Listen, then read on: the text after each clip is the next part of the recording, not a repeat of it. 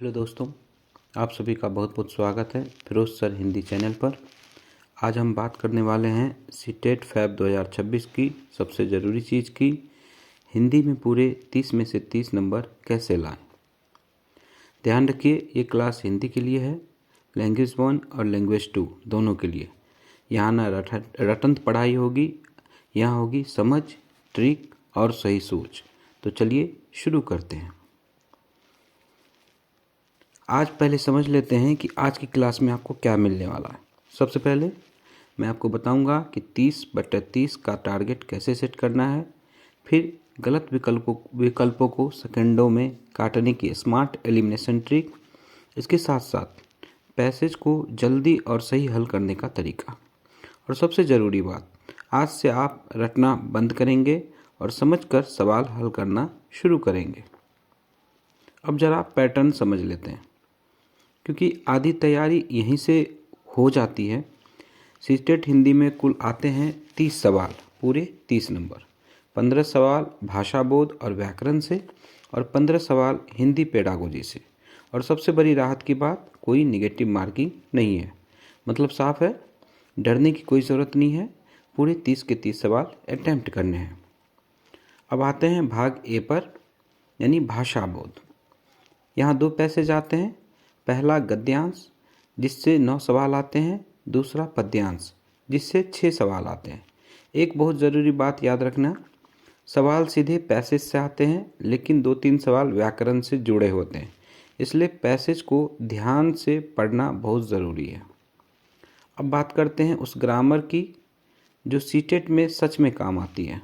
यहाँ भारी भरकम व्याकरण नहीं आता, आपको सिर्फ पहचाननी है संधि, समास, उपसर्ग प्रत्यय, पर्यायवाची और विलोम।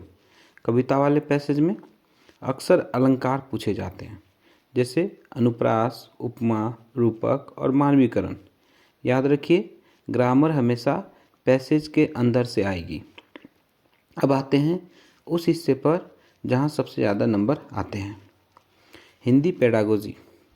यहाँ पूछा जाता है, बच्चा भाषा कैसे सीखता है। भाषा अर्जन यानी घर में सीखना, और अधिगम यानी स्कूल में सीखना।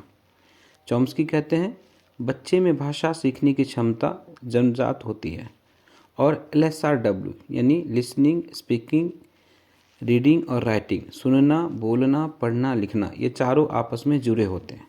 बहुभाषिकता कोई समस्या नहीं है, बल्कि ये ताकत है। अब शुरू होती है हमारी रामबाण ट्रिक्स। पहली ट्रिक, बच्चा ही केंद्र में है, यानी कि चाइल्ड सेंटर है। जिस विकल्प में बच्चा एक्टिव हो, बोल रहा हो और सोच रहा हो और बिना डर के सीख रहा हो, वही सही विकल्प है। सीटेट हमेशा चाइल्ड सेंट्रिक ऑप्शन को ही सही मानता है। ट्रिक 2, अब सीखिए गलत विकल्प पहचानना।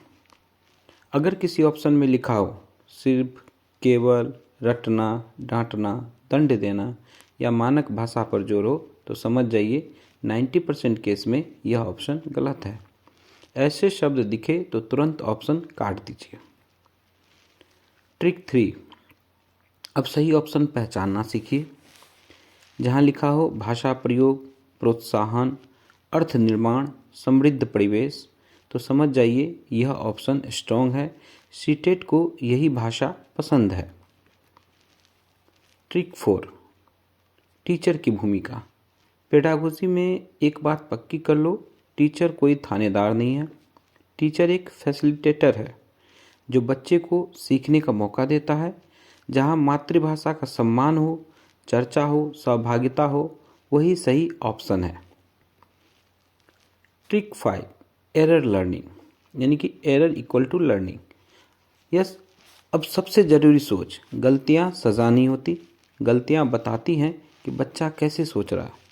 जिस ऑप्शन में गलती को सीखने का मौका माना जाए, वही सीटेट का सही जवाब होता है। Trick 6, real life connection. भाषा सिर्फ किताबों में नहीं होती, बच्चा घर में, समाज में रोज़ भाषा का इस्तेमाल करता है। जो ऑप्शन स्कूल की भाषा को बच्चे की दुनिया से जोड़ता है, वही बेस्ट ऑप्शन होता है। अब सफलता का मूल मंत्र समझिए, रटना नहीं है, समझना है। PYQ जरूर लगाना है। पेडागोगी को शांति से पढ़ना है, एग्ज़ाम में धैर्य बनाए रखना है। अगर ये 3 बातें आपको समझ में आ जाए तो एग्ज़ाम आपका क्लियर होना तय है। अगर आज की क्लास आपको अच्छी लगी हो तो लाइक करें, सीटेड दोस्तों के साथ शेयर करें, सब्सक्राइब करें। फिरोज सर हिंदी पढ़ते रहिए, जीतते रहिए। जय हिंद। मिलते हैं अगली क्लास में। धन्यवाद।